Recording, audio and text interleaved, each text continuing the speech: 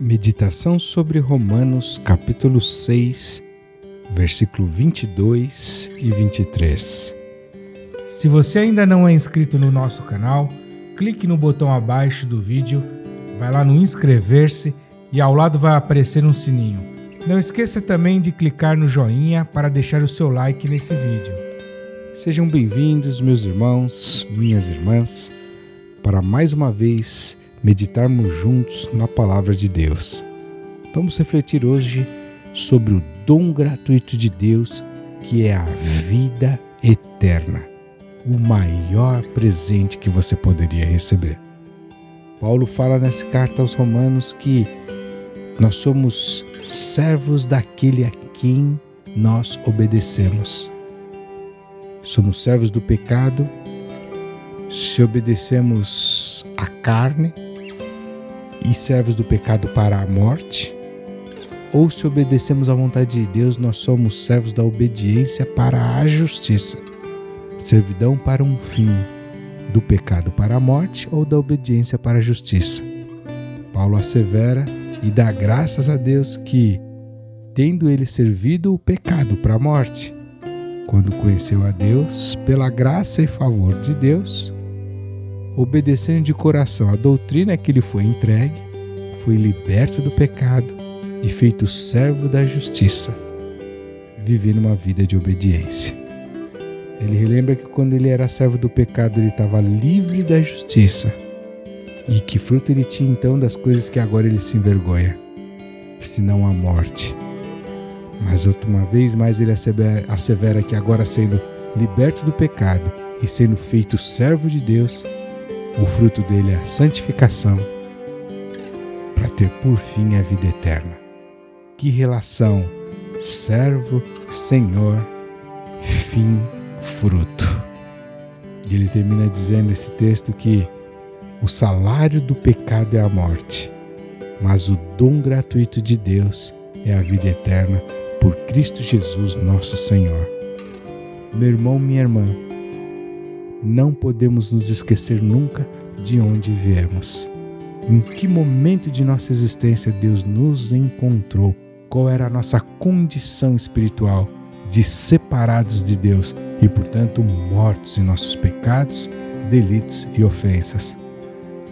Recordando ainda mais profundamente, essa é a condição de todo homem que não teve uma experiência de novo nascimento.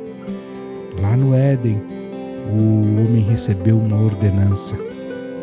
A ordem de Deus foi expressa. E se o homem errasse, ele morreria. O homem errou, você conhece a história, e ele foi expulso da presença de Deus.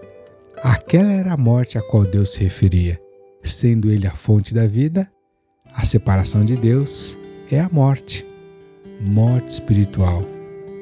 Tão sério isso, que no Novo Testamento, enquanto Jesus recruta os seus discípulos, um deles pede para ele sepultar a sua mãe, e a resposta de Jesus: deixe os mortos sepultarem os seus mortos.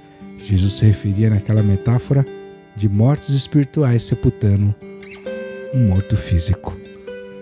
E no batismo, a Bíblia diz que somos sepultados com Deus. Ora, nós só sepultamos os mortos, mais uma evidência de que o homem sem Deus está morto espiritualmente. Isso pode parecer chocante, mas talvez explique a razão pela qual o mundo se deteriora a cada dia mais, porque a única coisa que se espera do morto é a decomposição.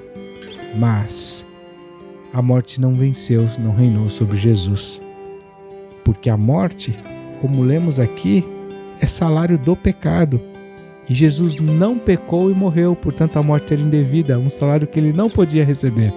E ele ressuscita e vence a morte. E agora ele tem o poder de dar a vida gratuitamente. Dom significa presente.